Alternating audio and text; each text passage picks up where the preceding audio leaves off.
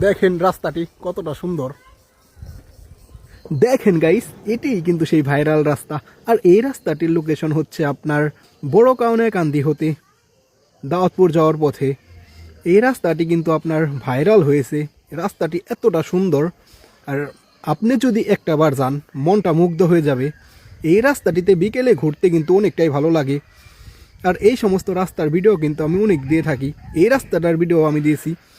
দেখেন গাইস, কত সুন্দর একটি দৃশ্য। এটি কিন্তু আপনার সকালের দিকের ভিডিও। সকালেও রাস্তাটি অনেক সুন্দর লাগে, আর বিকেলে তো বলার মতোই না।